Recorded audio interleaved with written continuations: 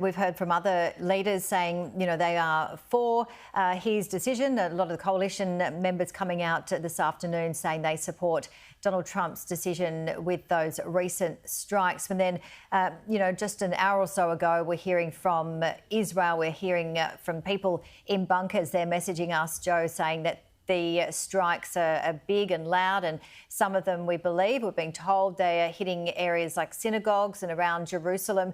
So certainly sounds like a retaliatory strike. And I guess, one of the big questions, of course, is what next? How will Iran potentially, retaliate even further? What's your estimate here? What do you think will play out? Well, Iran has over 3,500 major missiles in their arsenal, and they could attack, American bases in Bahrain and the Gulf states. They're all within range. Of course, Israeli neighborhoods are all in range, and, they might pour down on that, but, they'll probably close the Strait of Hormuz. They'll probably mine it, and they'll trap the American fleet on the Persian Gulf. So that'll cause all kinds of havoc. And so they can do that. But I expect the Iranians will pour it on. They have the ability to do a great deal of damage. And let me just say this, Jenny, this is a strange kind of war. Like you, I've been watching this now for the last couple of weeks, and we don't have armies meeting each other on some plateau.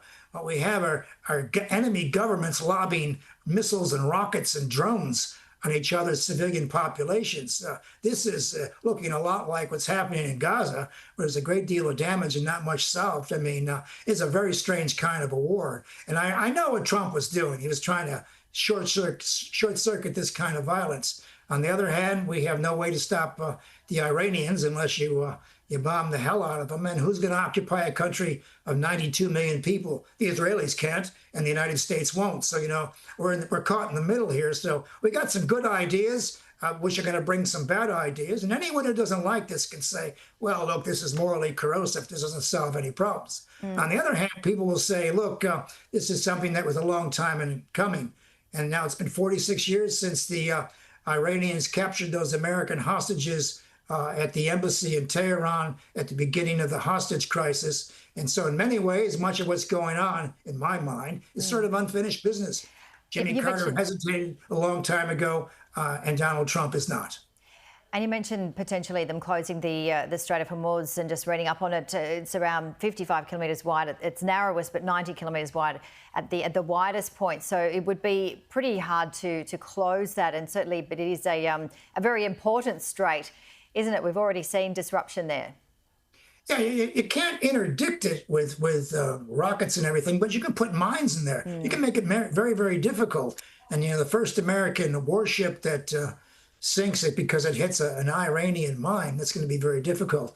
Look, Donald Trump is built for action, but he's not the kind of guy that likes to go to Andrews Air Force Base and meet all these American soldiers and Navy people in coffins and body bags. I mean, that's not Donald Trump. He doesn't want to explain to his MAGA base why all these lives are being lost. So, he's going for the big hit, trying to stop all this. But look, you can close the Strait of Hormuz without physically throwing ships up across the line. You can make it difficult. You can make the supply chain difficult. And 90% of Chinese take 90% of the Iranian oil. So, there's all kinds of people who are going to be hurting on this. Now, watch the sidelines. Watch what the Europeans are doing. China's silent.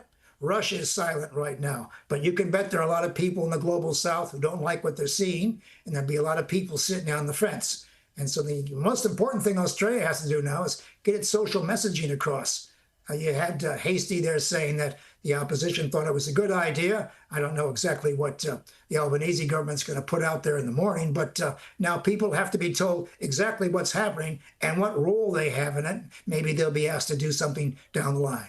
All right, we're yet to hear more from Pete Hegseth, the Secretary of Defence. In a couple of hours, they're having another meeting. As you mentioned, we are yet to hear from the Prime Minister, Anthony Albanese, and we look forward to hearing more there. Joe Siracusa, always great to see you. Thank you so much. Thank you, Jane. Bye-bye.